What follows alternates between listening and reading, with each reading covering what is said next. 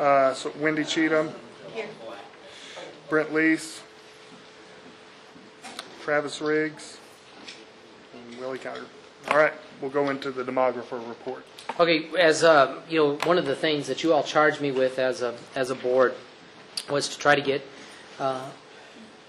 data that would really be able to quantify what our growth looks like, as well as understanding what the capacities of our buildings are. So we did get the capacity report in, and now we've got the demographer report in.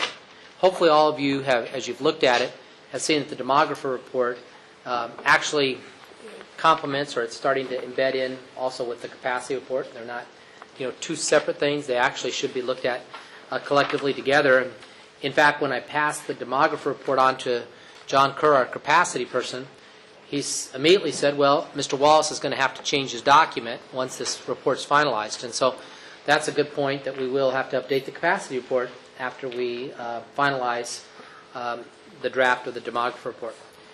When we selected this demographer, this company, Jack Schrader and Associates, we want you to know that there was a highly competitive bid process, and Schrader and Associates were the company that we all wrapped our arms around, and we, meaning Board President Riggs, Dr. Ming, myself, and Brad Reed, who participated in the interviews, and we just felt like they were by and far the best group to really do the work that we needed done.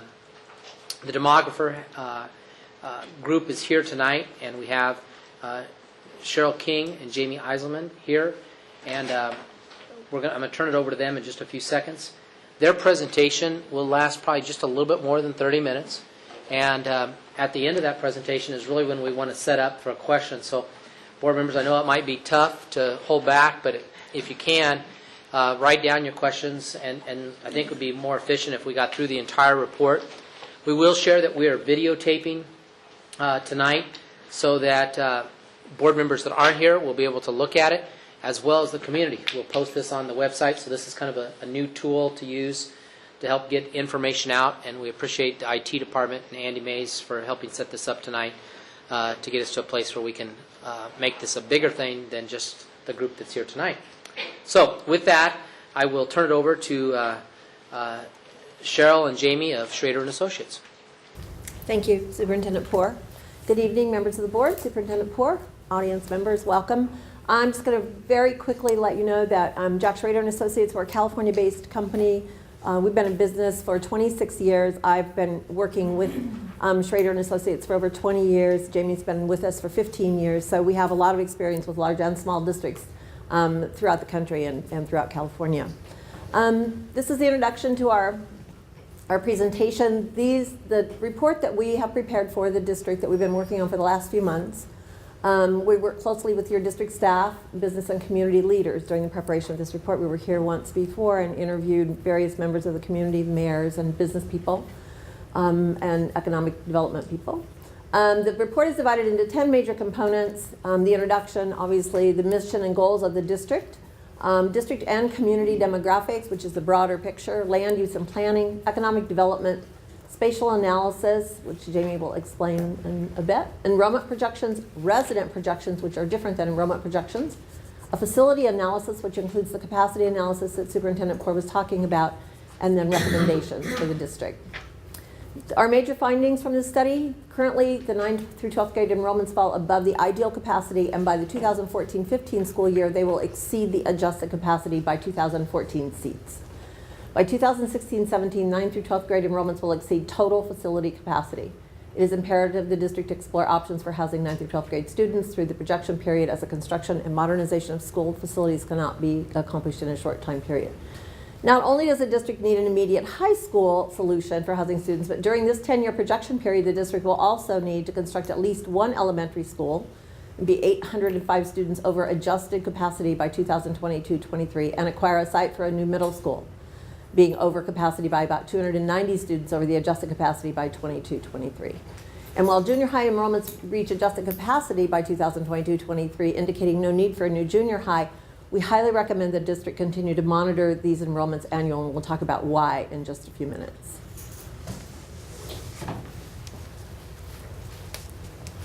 We're going to switch back and forth. Cheryl specializes in certain components. I specialize in other components. So we'll be jumping back and forth, which also just keeps it interesting for everybody. So this is a very kind of brief summary of a much more comprehensive study that you have in front of you. And as Cheryl said, we'll be going through each individual component and kind of the summary of the major findings of those components to give you an idea of how we got to our projections. So the first step in looking at what's happening is finding out what's going on in your community. Whatever's happening in your community is going to be directly reflected in your school-age population and the enrollments in your schools. So it's really important to know what the general population trends are within your school district boundary. We're on slide 5 currently.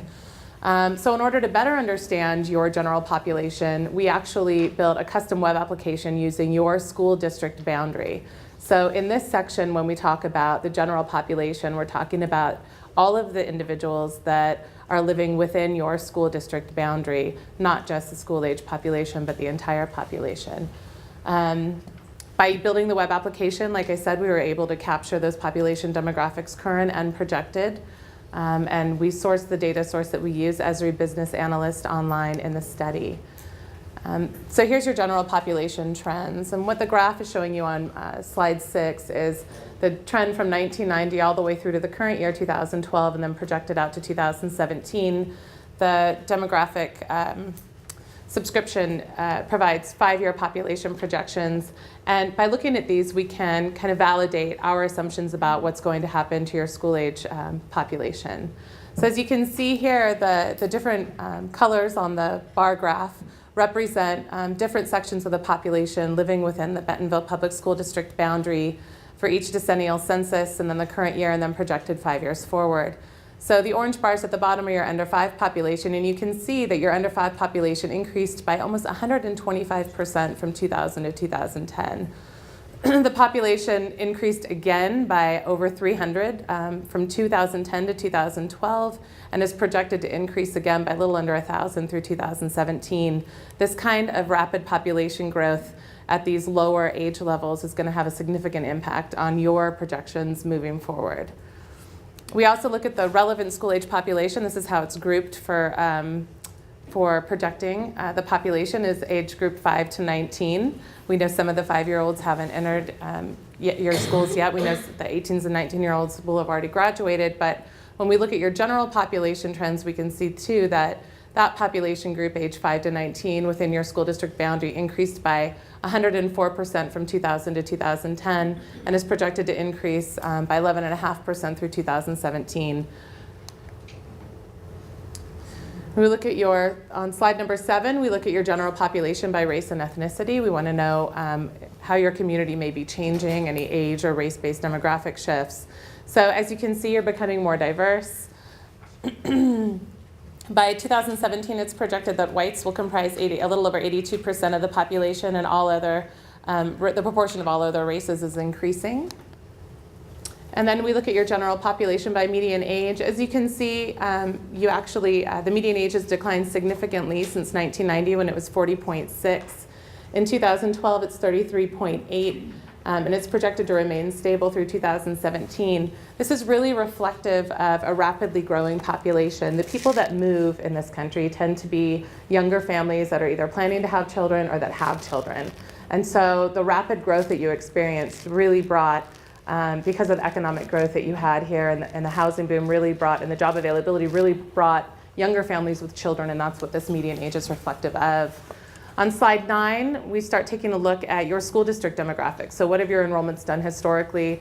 Well, clearly they've increased by 155% since October of 1996, and you've had this rapid growth. Now, even 1 or 2 year increases in historical enrollments will have a significant impact as those cohorts matriculate through your system. So rapid growth like this every year, as we see on slide 10, when we look at your annual growth of student enrollment, and this is the net number of kids you have from one year to the next. So for example, from 2005 to 2006, you had a net gain of 1,011 students.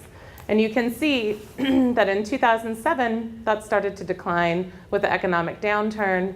And in the past couple of years, it's increased again as the economy begins to recover. Okay, and this is a pattern that you're going to see all through this presentation, this kind of decline beginning in 2007 when the economic downturn happened, and then the last couple years as the economy started to recover, and you'll see this trend in your migration and in your births, that things are coming back. And then on slide 11, we look at your historical enrollments by grade. We actually look at them by individual grade, though we don't provide that detail of information in the study itself, and grade by grade how they change. You did increase at all grade levels. It's important for us to know how rapidly you increased and at what grade levels. Sometimes rapidly growing communities increase at the younger grade levels first, and at the higher grade levels a little bit later, as families with children in elementary school or with preschool age children tend to be the ones that move. Those with high school age students tend to stay in place. Historical kindergarten enrollment, as you can see, your kindergarten enrollment increased every year from 1997. Sorry, I keep going back here on slide 12. From 1997, your kindergarten enrollment increased every year until 2008. Again, the economic downturn, your kindergarten enrollment really stabilized right around 1,150 to 1,200 students. But then you had this big bump from 2012 to 2013. Where your kindergarten enrollment significantly increased to 1,315. And so just like we see a significant impact when you have overall enrollment gains and that annual growth, we also see a significant impact when your kindergarten class size starts to increase, because in your school district, the size of the kindergarten class size coming in really impacts your future enrollments, because kids that enroll here tend to stay here.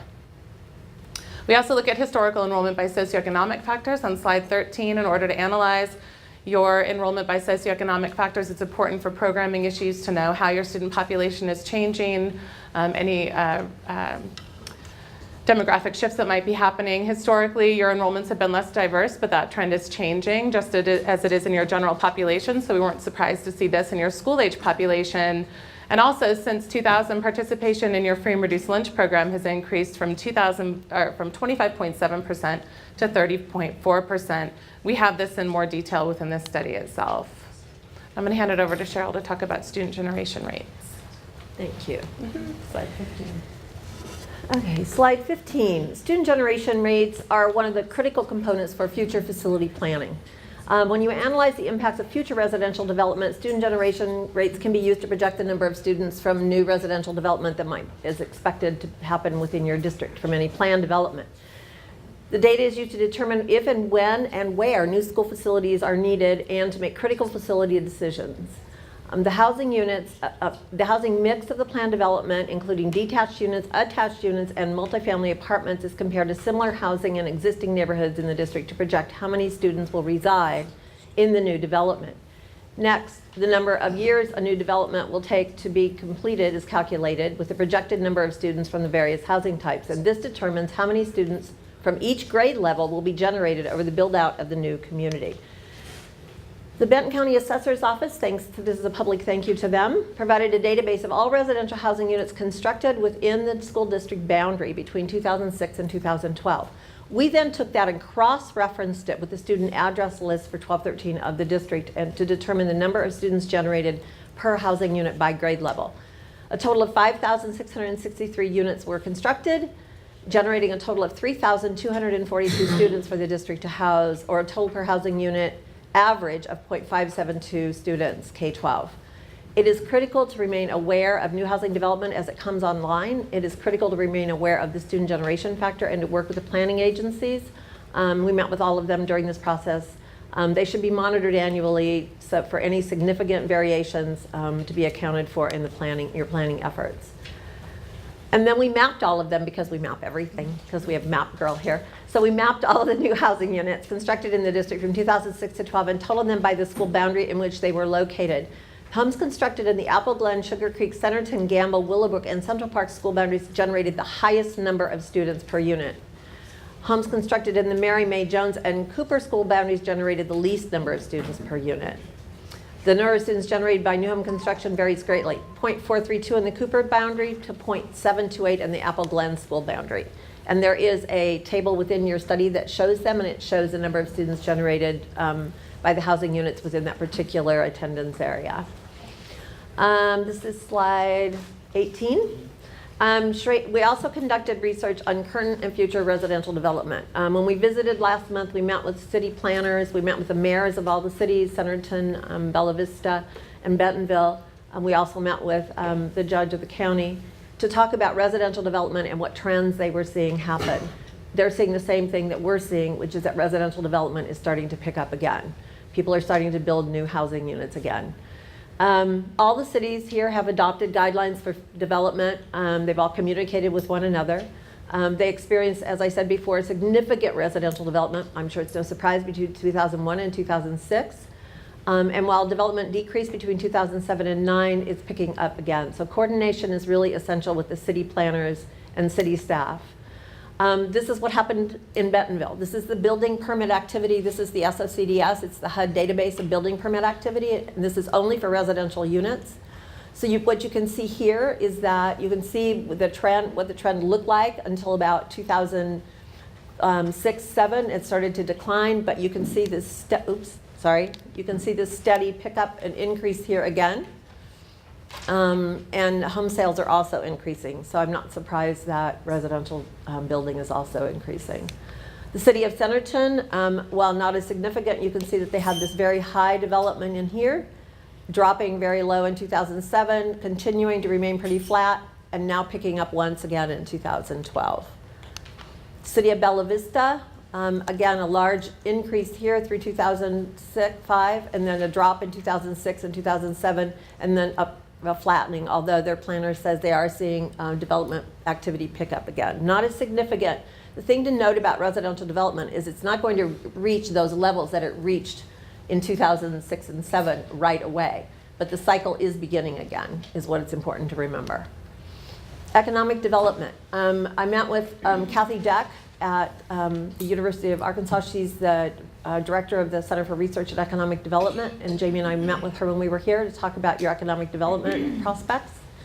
On slide 23, thank you. The economic factors within this region have a direct impact on the communities and the schools. People come here for jobs. So if the economy is in decline, people won't be moving in. If the economy is increasing in jobs, then people will be moving in. A vibrant growing economy generates an increase in population, which in turn increases the need for schools, services, and other businesses like restaurants and retail stores. The increase or decline, as I said, affects your population. Therefore, it's prudent to review economic information. So the economic trends here is between 1980 and 90, your population increase was largely due to sort of organic growth. The corporations became multinational, and by the late 1990s, vendors began to move their offices here. This formula was implemented first by Walmart. And as vendors established offices here, what happens? They bring their families here, they buy homes here. So then they require housing, and they require services, and they require retail. And in 2001, with the housing boom, you had good prices, people were moving here, you had a welcoming environment, you have an A-rated school district. And so it's not surprising that your population increased, bringing more need for the services and other amenities. The economy began to decline in 2006 and was negative in 2007, but what we see now and what they see at the Center for Research is that it's increasing again, and that began in 2010. Their belief is that the next growth will probably be driven by the leisure tourism sector. You have Crystal Bridges. There's a big push for tourism in this area, which will bring hospitality jobs, service workers, and professional workers into your district. This is the employment by sector, and you can see if you look at this chart, what happened on slide 25, this trend line. The recovery was evidenced by the addition of 7,200 jobs between 2011 and 12, and the total non-farm employment in December 2012 was 213,900 jobs, which represents a new peak in non-farm employment in the area. So this trend tells us that you're going to continue to increase in population, and thus students. And so on slide 26, in addition to studying your community, your economy, and your historical school district demographics, it's also important for us because school districts are inherently spatial in nature. So it's really important for us to look at what's happening, not how much are you going to grow by, but where are you going to grow, because that's critical information when you're talking about locating new facilities. And so we utilize a computer mapping software called a Geographic Information System. It's a smart map. So as opposed to a paper map where what you see is what you get, this GIS allows us to combine different layers of spatial information. So in your district-specific GIS, we have kind of your base map, which is your district boundary, streets, railways, parks, water bodies. And then we have your school district, your individual school boundaries on the maps. And then we lay on top of that residential development. Where is it going to happen? Where are there available tracts of land that could be developed? Where is the vacant land that could be developed? Where are you kind of built out already? And then we look at parcel information and zoning information. We look at orthophotographs, which is just a fancy name for aerial photography. And then we map all of your students. And we received all of your student data going all the way back, I believe, until 2006-07. And so we can map all of your students historically and look at where has your student resident growth happened, and where is it likely to continue to happen.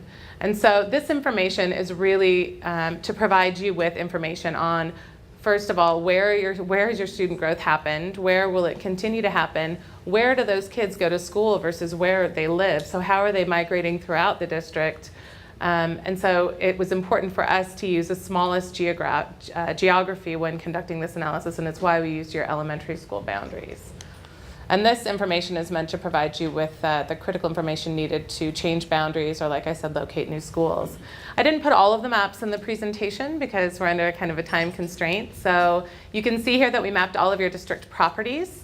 And so the orange is the district office here, where we're at, and then the yellows are the elementary schools, and then the greens are the middle schools, the blue being the junior high school and the high schools, and the purple being the high school. And then other are the two large tracts of land that the school district owns that could potentially be a new school location in the future.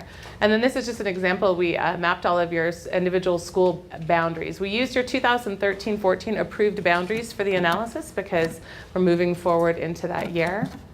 Hey, Jamie, will you be Yes. able to use the click, Yes, sorry. kind of flip back and forth for the Yeah. numbers to see where you're. Sure, sorry. Thank you.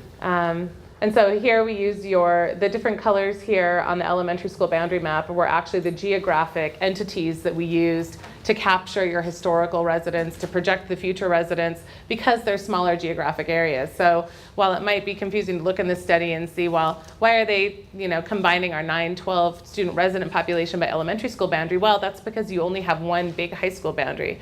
So it doesn't help us to determine the density of where your high school students live or how they're migrating through your school district if we're looking at it just by one large boundary. And so this is a dot map. So each dot on the map represents one or more students. If there's more than one student at the address, obviously the dot represents more than one student. We did map, the 2007-8 to 2012-13 student lists.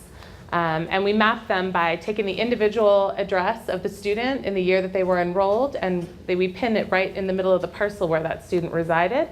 And it allows us to capture that information by those small geographic boundaries and analyze it. And so this starts to give us an idea of the distribution of where your students live in the district.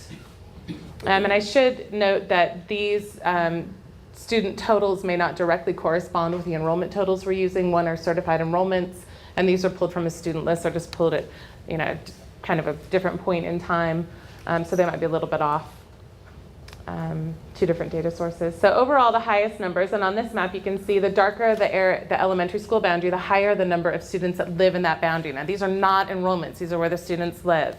So you can see the highest number of kindergarten through 12th grade students in your school district, regardless of where they attend, live in the Sugar Creek elementary school boundary. 2,523 students reside just within that boundary. And then you can see the fewest number of students live in the Mary May Jones boundary, 1,573 students. And we did this at all grade levels, and we provide a summary for you. So at the elementary school levels, when we're talking about kindergarten through 4th grade student residents, where the kids live, the highest number of students reside in Sugar Creek, Central Park, and Willowbrook, and the fewest reside in Thomas Jefferson and Apple Glen. At the middle school level, on slide 32, the highest number of students reside in the Sugar Creek and Central Park, and the fewest number in Mary May Jones. The junior high, the highest number in Sugar Creek and the fewest in Mary May Jones. And at the high school level, the highest in Sugar Creek and the fewest in Mary May Jones. So the same spatial patterns, and that's what we're looking for as we aggregate this data, is we're looking for spatial patterns, and the same spatial pattern is really evident at all grade levels. And then we want to measure where were you back in 2007-8 with your student population and where are you now. So this really shows how and where you've grown. So on this map, you can see that the green areas indicate where you had the highest number of student resident growth. So it's simply a measure of how many students lived, say for example, in the Willowbrook school boundary K-12 in 2007-8, and how many are living there in the current year. That helps give us an idea of how you're going to grow in the future, because we use past migration rates to calculate forward future students. So you can see from the map that in Willowbrook from 2007-8 to 2012-13, your student resident population increased by 80.5%. It nearly doubled, as opposed to Apple Glen, where you grew by less than 1%. And the areas in yellow were kind of middle of the road, but the majority of the growth happening in the south and the southwest portion of the district. And so we would project, and as you'll see when we move forward into your student resident projections, that where you've had the most growth is where you're likely going to continue to grow. Attendance matrices. So this information, the way that we aggregate it, provides you information about how are your students moving about your school district. So it tells us where your students live versus where they attend school. These matrices are meant to be read from top to bottom and then from right to left. And I'll get to that on the next slide. We're on slide 34 now. This detailed analysis really demonstrated to us that overall, your migration is fairly stable at your middle and your junior highs, but at your elementary levels, you're experiencing some pretty high rates of in and out migration. When we talk about in-migration, when we're looking at the matrix, we talk about students that are attending a school but that don't reside in that zone. When we're talking about out-migration, we're talking about a student that's attending a school other than the zone that they live in, other than the one that they're assigned to by their zone that they live in. And so here's your elementary school attendance matrix, and I'll walk through this for you. Across the top of the matrix, you can see as listed the school of residence. We didn't include the non-traditional elementary school boundaries up there because they overlap with the existing traditional school boundaries, or the 2012-13 school boundaries. So here, for example, in Apple Glen, these are all of the students that are aggregated in this column or totaled in this column, and they all live within the Apple Glen school boundaries. So the 677 kindergarten through fourth grade students reside in the Apple Glen boundary. What the information on the left-hand side of the chart tells us is their school of attendance. Where are the 677 students that live in the Apple Glen boundary going to school? And you can see 434 of them are attending Apple Glen. 133 of them are attending R.E. Baker, and for example, 4 of them are attending Willowbrook. The numbers in bold as you go down the chart represent those students that are living in and attending their neighborhood school, essentially. At the bottom, we provide some other totals. We provide the outflow to other attendance areas. AA just means how many kids are leaving this boundary to go to another school in another boundary. And then how many, and we broke it out by attending a non-traditional elementary, so how many of these kids are leaving their school boundary to attend a non-traditional elementary school. And then how many are coming into this school from other boundaries is the next line. Inflow from other AA means inflow from other attendance area. And then we also have inflow from other public school districts that are outside of the Bentonville Public School District. And then we get a percentage of in-migration, how much of that school's population is made up of students that don't live within its boundaries. So at Apple Glen, 26.32% of Apple Glen's current year enrollment is made up of students that don't live in the Apple Glen boundary. 15.66% of the students that live in the Apple Glen boundary are leaving to attend a school other than Apple Glen. So you can see that your percentage of in-migration range from just 3.05% at Cooper. In other words, 3% of Cooper's enrollment is made up of students that are coming there from other school boundaries, all the way up to 51.07% at Thomas Jefferson. Over 50% of Thomas Jefferson's enrollment is comprised of students that don't live in the Thomas Jefferson boundary. Now it's important to note that we're using current year students and next year's school boundaries. So that's probably driving some of these. Now everyone's going, phew, it's probably driving some of these numbers. But important to note that when you change boundaries, this is what those numbers will look like. But at your middle schools, it's a completely different story. I mean, your levels of in-migration and out-migration at the middle schools are very low. Some of the lowest that we've seen actually in all the time we've been doing these studies. And at the junior highs as well, this is a little misleading because we did use the Fulbright boundary because Fulbright's opening in the fall. It's not open yet. But we wanted to provide you with the numbers so that you are aware of how many current students live and what the boundaries will be next year. On slide 38, we also look at your inter-district transfer students. So sometimes a school district's enrollment increase or decline can be attributed to an increase or decline of inter-district students. Your inter-district students, and these are students that are attending your school district from other public school districts, only make up 1.4% of your overall district enrollment. I talked to staff, it's likely just staff here with kids that live in another district and are bringing their kids with them, and we really don't see a significant change in these numbers historically, so we don't see that they're really having an impact on your enrollments. On slide 39, we'll start talking about your enrollment projections. So after we've combined all this data and we've looked at what's your residential development doing, what's happening in the economy, what are your community demographics doing, and what your enrollments are doing, we start to bring all of this data together and we start to prepare enrollment projections. Our enrollment projections are 10-year projections, and they're meant for long-term facility planning. They're really not meant for annual budgeting and staffing purposes because there's a lot of movement that you do with your students based on space availability at sites. And so ours are really meant to be long-term planning for adding classrooms, boundary changes, or opening new facilities. So one critical thing that we look at is we track your local births.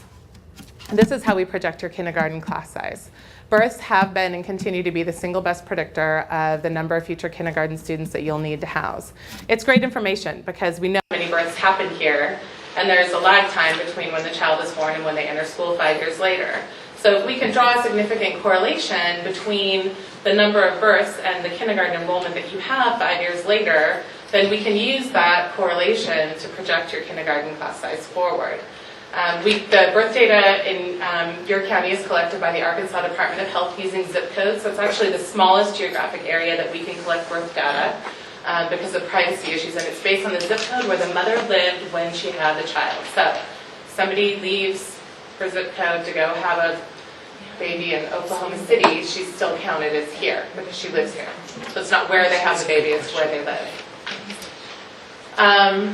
And so we know that not all zip code births ultimately end up as kindergarten kids because it's a net number. People move in and out of your district. There has been a correlation between historical births and your kindergarten enrollments. So you can see this is your births for the zip codes, and we provided a zip code map in the study and the list of zip codes that we used to total the birth data, the historical birth data. This chart on slide 42 shows you births from 1991 all the way through 2012.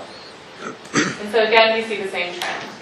Births in the Bentonville Public School District increased from 1991 all the way up to 2008 rather, and then they kind of flattened out a little bit. But in the last 2 years, 2011 and 2012, they increased again.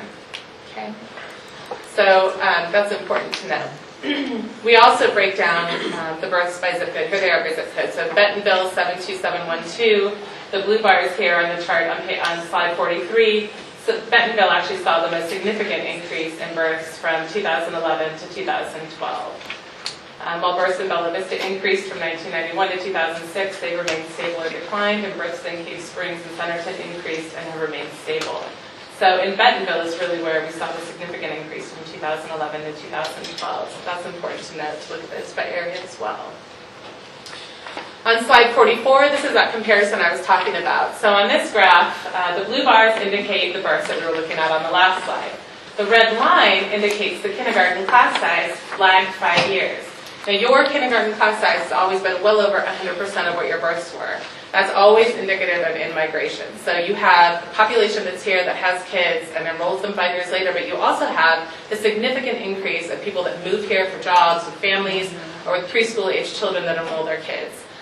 So it was no surprise to us that because of how rapidly you grew and how fast you grew and the kind of inorganic growth you had in these middle years, that you were well over 160% of your births compared to your kindergarten. Now you can see in the recent years, that number has shrunk a little bit. You're still over 100% because of the lag effect of the immigration of families with children. And we don't expect you to dip below 100% as the economy comes back, but it has declined in recent years, and this is that birth to kindergarten ratio graphically on slide 45. So during the economic downturn, you still remained over a 1 point here. So again, you see the same trend in every graph and chart we do for your district. You see this kind of decline, but from 2011 to 2012 to 2012-13, it increased again. So this is what makes these last few years makes the kindergarten projection a little bit of a challenge for us demographers, which is why we looked at some additional data since then, your detailed profile by age for Census 2010, and some additional information will be included in the study just to validate what we're finding. But it did increase, and we expect that it will continue to increase, especially given the increase in housing sales and the increase of residential development. How we project all other grade levels are migration rates, and that's simply how does a class size grow or decline in size as it moves from one grade level to the next. It's really a measurement of change over time. So how does this year's first grader change as they become second graders next year? And positive migration happens when you gain students from one year to the next. So say, for example, in 1 year you have 100 first graders, and the following year you have 125 second graders. That's positive migration, and we measure it as a percentage, and we call it a rate. And it's the rate we use to project future students. Positive migration is what you've had and what you'll continue to have because of the quality of life in your school district, the reputation of the school district itself, the job availability here, and the immigration of families and the increase in residential development. You haven't had negative migration. You have a little bit of negative migration. Sometimes that happens if you have retention of students you hold them back from moving into the following grade, or you have some loss of students in the later years in high school. But overall, as you can see, from grades K11 1 year into grades 1 to 12 the next is what these slides show you.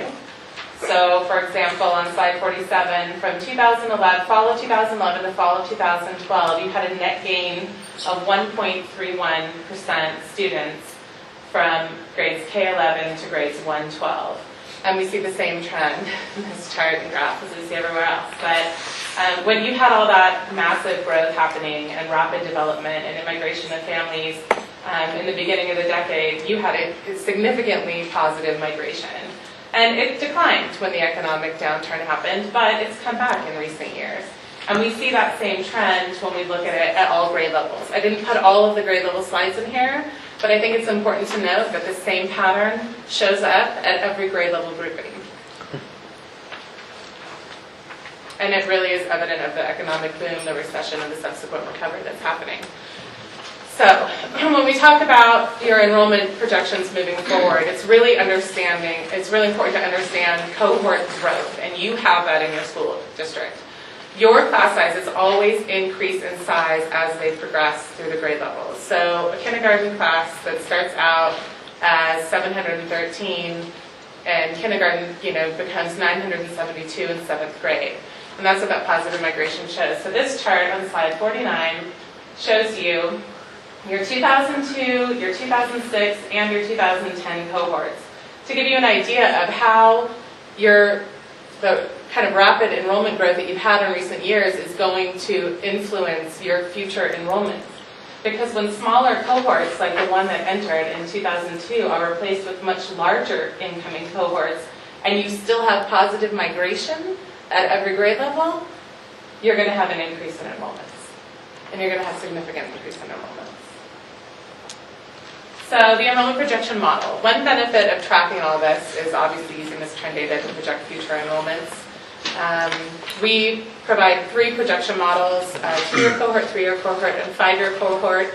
We minimize the effects of exceptional years, specifically those when you had significantly lower positive migration because of the economic downturn, and we weight and average those. Now we look at migration not just by grade level grouping, but we look at it grade by grade and site by site. So we examine these very carefully, apply statistical weights to each migration rate, and like I said, remove those or weight very less heavy those for an exceptional year.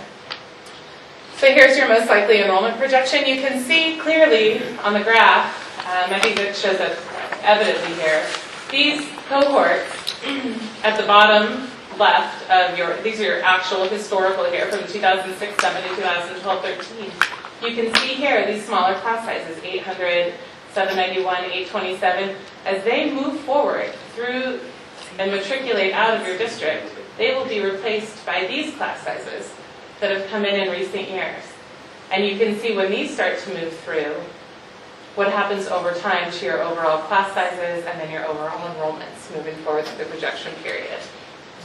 Even with some negative migration that you have from 9th to 10th grade because of some retention issues, and even with some negative migration that you have at the upper grade levels because of students that may not finish high school, you still have overall positive migration at all grade levels. And so as those smaller class sizes are moving out, they'll be replaced by bigger cohorts, and you will increase through the projection period.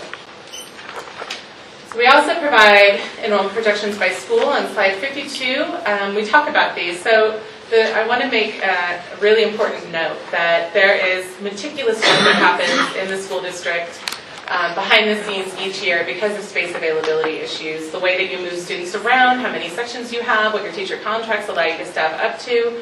These projections by school are not going to be the projections, they're not going to be the actual students that show up next year. They're meant to give you an idea if you organically grew your schools based on historical migration levels, where your schools would be if you just kind of let things go and let everybody have their average kindergarten class sizes as they've had in the past.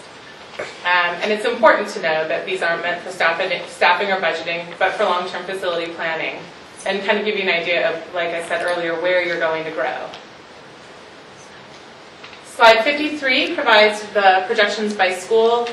On this table, you can see that every cell that's shaded in orange, that is when, if the schools were allowed to organically grow, as I said earlier, that is when they would hit their adjusted capacity. Cheryl's going to talk about those 3 different capacities in just a minute. But you can see from here that at the high school level, you'll be hitting that immediately.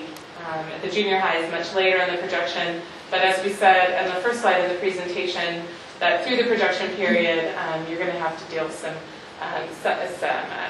capacity issues at the elementaries and at the middle schools. And then moving on to slide 54, your student resident projections. Like I said earlier when I presented the spatial analysis, we also look at not just enrollment projections by school, but resident projections by school boundaries. So where has your student population grown based on where they live, and where are they projected to grow based on where they live? Where will you need new facilities based on how your population is going to grow? Like Cheryl said, if and when you grow, it's going to, well, not no matter if you grow, when you grow, you'll grow in the southwest area of the district. That's where the new development will happen. The planning department's made that clear. In the west and the southwest.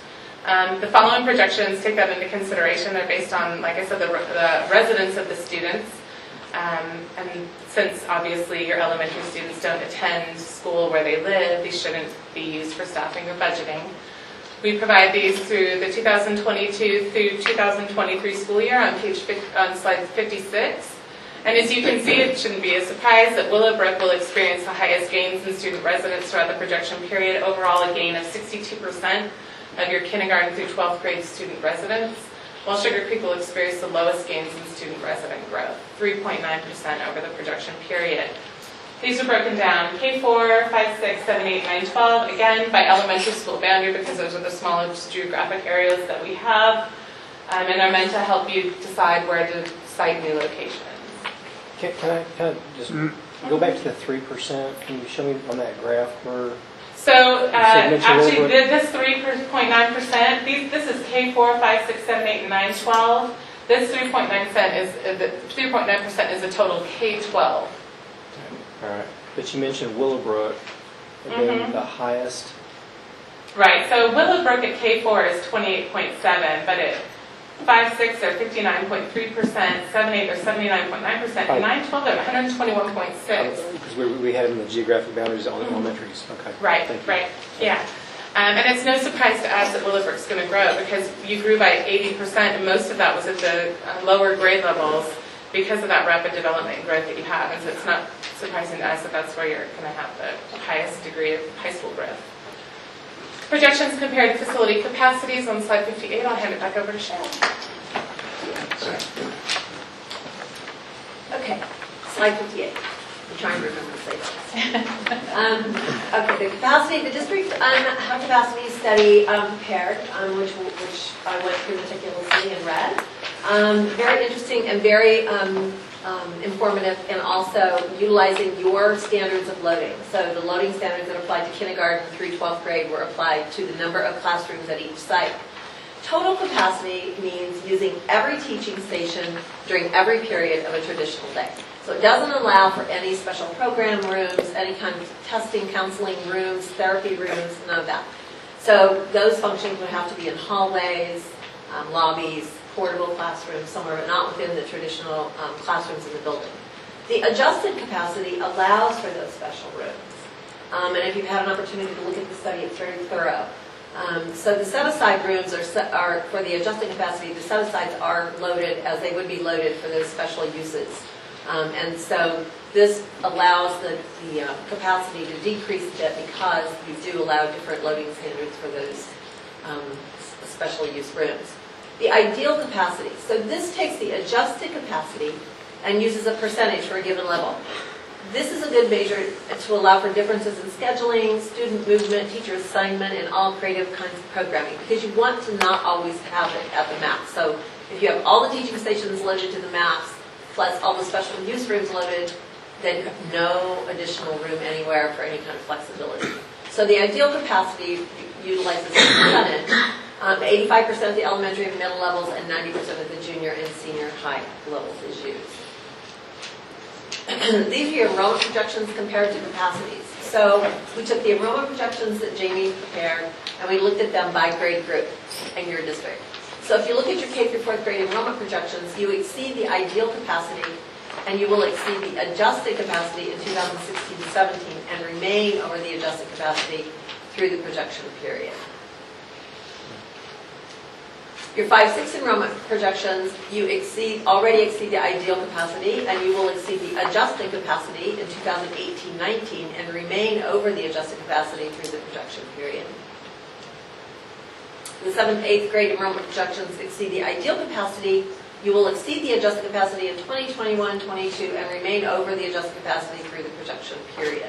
This is slide 61, sorry. Slide 62, 9th through 12th enrollment. Obviously not a surprise for any of you sitting at this table.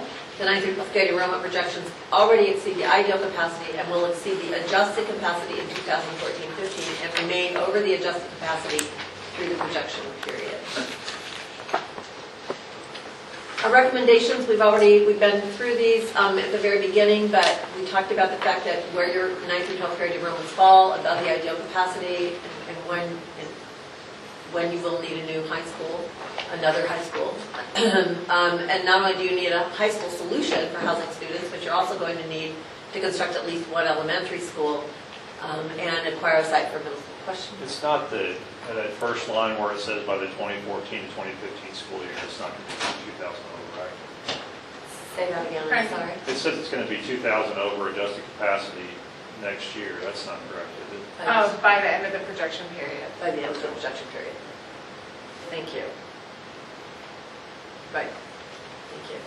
And then we would obviously suggest, apologize. That's a typo in there. We would suggest to replace all portable buildings on campuses with permanent structures when physically possible and pursue state funding, federal, state, and local sources in order to upgrade your facilities.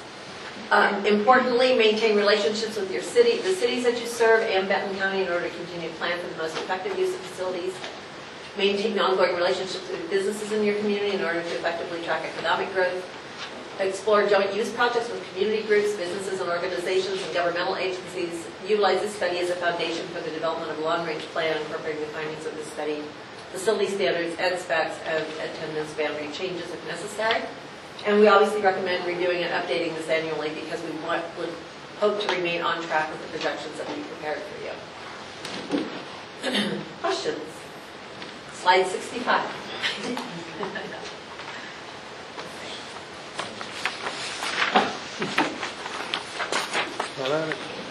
So I guess one question I had was, this already built in the expanded grade schools, is that correct?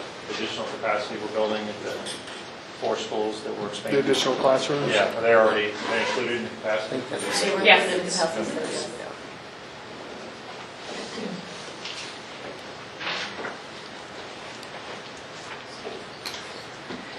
And when you were talking about birth rates and how we did the calculation, Yes. according, I think I heard you say, I think I finally clicked in towards the end. It is not determined by, it's determined by their physical zip code where they reside. Yes. Okay, so, but since we are so close to, since our area is pretty much one complete whole area from Right. Benton County and Washington County, Uh-huh. did you look a little bit into Washington County?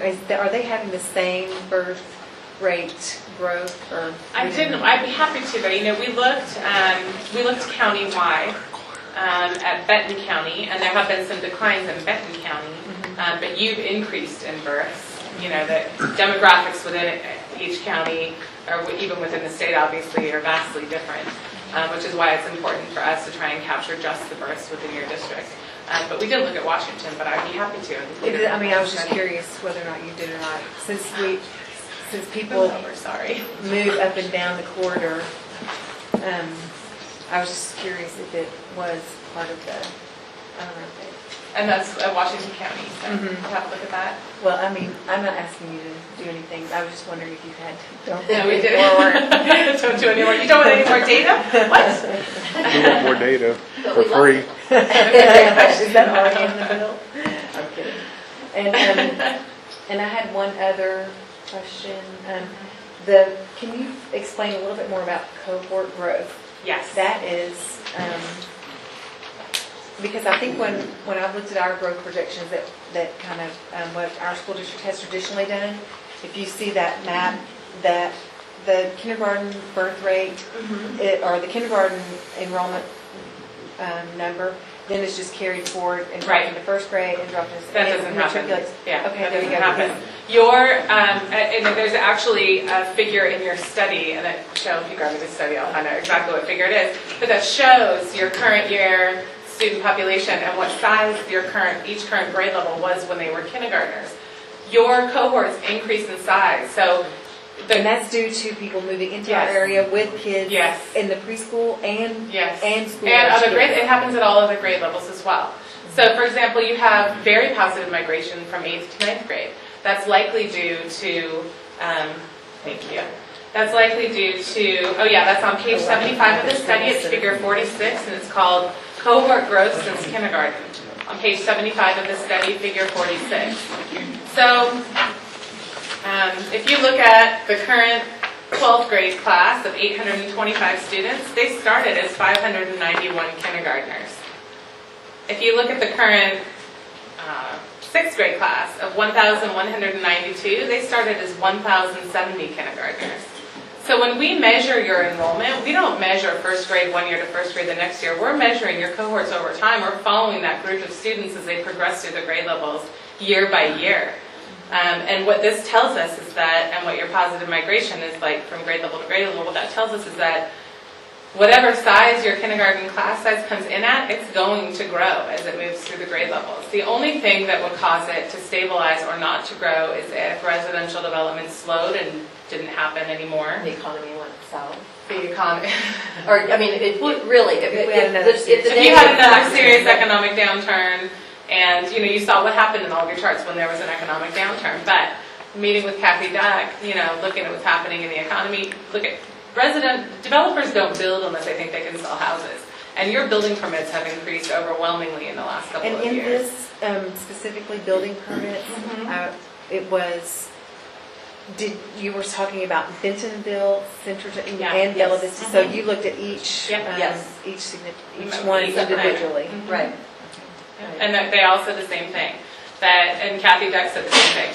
Everything's coming back, but in a more measured pace. So it won't be the kind of residential development you saw before. It won't be flats or tracts of 200, flats of 200 developing all at once. It'll be, let's build 20 and sell 10, and then let's build 30 and sell 15. So, they'll build, and then they'll sell, and they'll build, and then they'll sell. It's just going to come back at a more measured rate, and that's what we see with your enrollments as well. you're not going to have that kind of significant growth. I want to talk about your cohort growth for a minute, though, back to the 8th to 9th. There is a Catholic private school that's K-8, and there's no high school opportunity. Right. So that's why we see this big private to public transfer from 8th to 9th, and that's why you have such positive migration from 8th to 9th grade, is it's likely you're gaining all of those students that are coming into the districts because there's not a private Catholic 9th through 12 option for them. Right. So did you, understanding that you took that school into account, how about the other private schools or charter schools in the area having any significant Right. impact on? So we do know that there's a charter school that is making plans to open, and that will have some measured impact on your enrollments. But speaking with the charter school people, there's not really plans. They don't know how many. They're not seeing a lot of attraction. You know, and I'll give you some anecdotal information. In California, charter schools take a lot of students away from the public school districts because many of the public school districts in California don't have a great reputation. You have a really strong reputation and really great schools. I wouldn't expect that if and when charter schools do open here, that they're going to attract a significant number of students away from you as they do in California.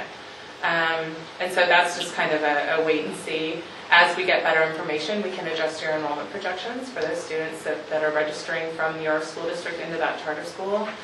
But we don't see that other private school or charter schools in the area are having a measured impact on your And that's the district. other, for private schools, we can't get student information. We can Right. see the total, but we can't see, we don't have any access to Right. information about their students as we do here. So they could be coming from, Or even homeschool Right, kids in our homeschool, area, in our zone that choose to now take advantage of school choice and, Right. and get in. I just don't see, having looked at all the factors we've looked at, I just don't see a downturn coming in. And there's really no way that, you know, even if you were to say, even if you were to say stabilize, even if your kindergarten stayed at the size that it is now, you'd still see growth because those smaller cohorts in the upper grade levels are moving out and being replaced. So even if you were to say flatten off and there was no residential development and everything slowed down and you went to a 1-to-1 birth to kindergarten, you would still see growth. Because short-term increases have long-term effects, and you've had long-term increases. And once students are here, they stay. Right. They don't leave. Unless the parents move away for a job, they tend to stay in your district. And so we see those, 1,100 or 200 kindergarten students moving through and replacing the 800 kindergarten students that started, 5 years before then and just moving through. So you're 750 or 800 being replaced with 1,200 continuing to move through, and then with continued birth ratios and kindergarten growth, and just Not only are your class sizes that are coming in still getting bigger, your positive migration is becoming more positive. there are a lot of districts that wish I can just tell you offhand, there's a lot of districts that wish they had this problem. Yes. How, I keep hearing that. you kind of touched on uniqueness of Bentonville. Yeah. When you look at it in terms of the average age of our citizenry, you look at kindergarten births, you look at the number of children per household, Yeah. where do we rank nationally on some of those things in terms of how we compare to other folks?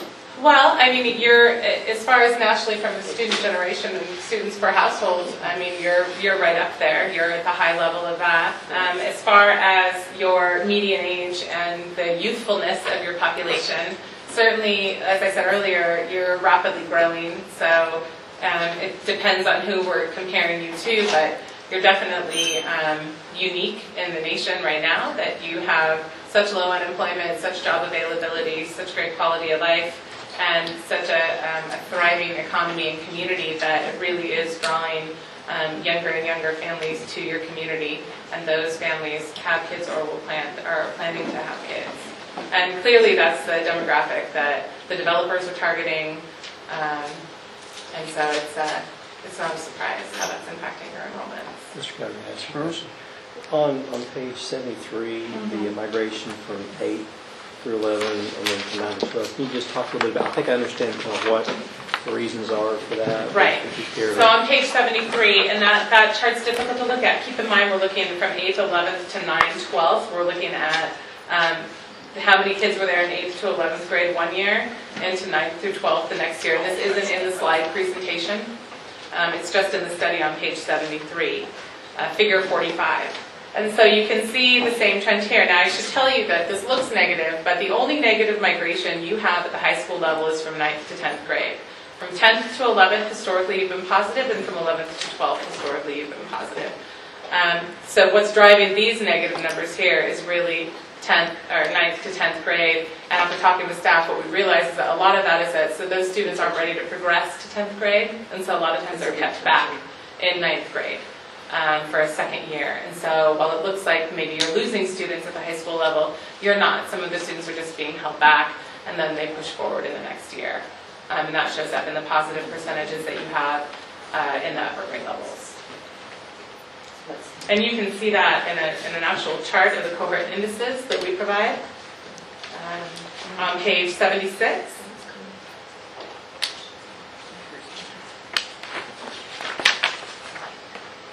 And pardon me, but you do have, from 11th to 12th, you do have some negative migration because of students that don't finish. Primarily, it's a small percentage. What page is that? I'm sorry. From 11th to 12th, on page 76, table 13, cohort indices. So you can see on that table, from 8th to 9th grade, you have, well over 10% positive migration from 8th to 9th grade as you get those private school students into your public school district. Then from 9th to 10th, you have some negative migration because of the retention of students. From 10th to 11th, you're positive again, and from 11th to 12th, you're slightly negative because some students just don't finish high school. But even with some negative migration at the 9th through 12th grade levels, you're still growing. Even when you have negative migration, a difficult concept that I explained, a lot of our districts that have negative migration, but they're growing in enrollment. Negative migration only results in a decline in enrollment if your cohort class sizes are the same size. If you have increased class sizes coming into your high school and the negative migration that you have at your high school isn't enough to offset those larger class sizes, you'll still have positive enrollment growth.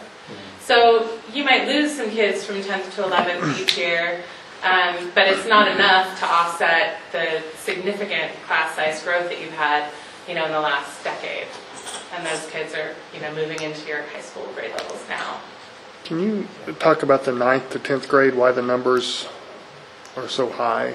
Right, the negative, yeah. So I talked to staff because that was Cheryl and I went, something's wrong. So we talked about the negative from 9th to 10th. And what it is that those kids just aren't ready to move forward into 10th grade. So while it appears that you lose kids from 9th to 10th grade, they're not actually lost, they're just being held back for a year. They haven't classified themselves yet as sophomores because they haven't received enough credits. Right. And so they're... Something we knew prior to this. You've heard it before. Well, I don't know about the new board actually, but it has been shared before. It's a common phenomena with really all school districts across the country that your 9th grade retention rate is the highest. It's the most at-risk age group that we have as they go into the new environment. Parents are given freedom, staff's given more freedom, kids getting more freedom, and then your F rates go up. And So it's the credits. it's credit. Right, it's credit driven. Okay. Yeah. And if you're aware, that's where we have grants focused on 9th grade retention and focused on those 9th graders, and we have 2 or 3 grants. So is that consistent across the country so we're 9 through 12 at the high school? Yes. And there's a lot of school districts that are 10 through 12, Most so of 7th, 8th, and 9th? Yeah, most of the districts we work with are 9th through 12. We Okay. have a few 10th through 12, but not many. 20 years ago, I went through a 10th through 12th grade high school. Me too. A long time ago. They're 9 through 12 now, too. Okay. But it's really typical. I mean, we see that in all the districts that we work in. Okay. Yeah. I can't speak to 10th through 12th grade high schools. I was going to ask if it's lower, Yeah. 7th through 9th. I think that 9th grade is just a really difficult transition. Mr. Poor was saying. Thank you for clarifying that, because that did really stand Yeah. out. Sure. It might help, too, if we include a little bit of that in the narrative for the final. Okay. Yeah, I think that's a good idea. We'll put that in. Board members, as we're kind of wrapping up this evening, a couple things that I'd share with you. One is that We can bring Schrader and Associates back if we need to for the meeting on the 16th or on the final meeting of the 20th if you feel it's necessary. That's something that we've talked about. But we would need to try to make those arrangements probably this week in terms of their schedule and getting airline tickets. So give that some thought as to whether or not you think we need to pursue that. And we will have this videotape up and linked onto our website hopefully by tomorrow so that you and others will be able to access it to refresh and think about this if you'd like to. The other comment, and then I'll let each of you make a comment if you need to, but when we hired Schrader and Associates, one of the interesting things that happened that sometimes you feel really good when you get feedback from some place you don't even expect it, which was I had a professor from the University of Arkansas get a hold of me right away, and he said, Schrader and Associates, are these the people from California? And I said, yeah. He goes, how did you get them? And I said, well, they bid on our deal. They go, these guys are fantastic. I work with them when I was a superintendent in California. And so it was kind of really neat to have that feedback, and it has been a real pleasure working with them. But I also want to feel good about our staff in terms of how they have provided data to the company, and then finally the interactions that we had within our community, the mayors, the judge, Kathy Deck, all spending time with them. I think we really came together with a really comprehensive report, and I'm very proud of the work that they've done. Thank you. Mr. Conner? Yeah. Is that okay? I'm not on the committee, so I think it would probably benefit us and the community to invite them to come back.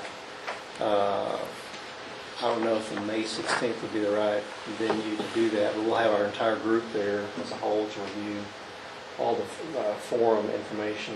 But that may be the right venue to do that, but I think it is pretty important that we do bring them back. It'd be another set of consultants that you could ask questions on the spot, and they would be prepared along with architects and anyone else that you want there. We'll have a whole group of a battalion of support for you to talk through things. I know we'll have a lot to probably cover with all the feedback that we'll bring in, kind of how we start to formulate that. I don't know if that's really the best use of that time, but I'm in favor of bringing them back. I just don't know what the best. I think that people that aren't here tonight, it gives them a chance to, ask questions that we may not be able to answer just by reading, and you could probably answer, off the top of your head, so. Plus, we can look at Washington County. Which agenda is less packed? Well, the 2000, geez, now I got numbers in wrong. On the 16th, it's really a work session for you to talk about the millage. So the 17th is the 20th is a traditional board meeting that we'll have other action items. We will do community recognition, and we have other agenda topics, along with, doing some decision making on the concepts of what we want to package on the mill levy. So the 16th is an open-ended environment. Yeah, I think the 16th, that way we can go through the information and be ready to move forward on the 20th. Is everyone going to be here on the 16th? I mean, there's no sense in you coming back for the same 3 people or 4 people. We love it here. Everyone, I guess. As much as you want. Maybe the weather will be nicer. I think that right now we're not aware of anybody that's not able to attend on the 16th is the right way to word it. And just for you can let us know, if you want to do a little research on this day. Yeah, we'll get back to you in the next 24 to 48 hours. Try and do a shorter presentation. Yes. Well, and it may not be so much as a presentation as how what I'm hearing is just to be here to support and help, and then being ready, have your documents all loaded up so that we can call it up as needed. I think that'd probably be the way to go. That'll work. Board members will be in this type of environment again on the 16th. I have a feeling you'll have a pretty crowded house that day. Mr. Cocker, Yeah. excuse me, I'm going to go ahead and exit Yep. out. Thank you. Any other questions for Schrader and Thank you very Associates? much. And we want to thank Good you for information. giving us the opportunity, and we really enjoyed working with great superintendent, with Dr. Ming and your staff, Brad, and the tech people holding us together Thank you. today. So it's been very nice. Thank you. Great All right. community. Thank you. Thank you so much. Thank you.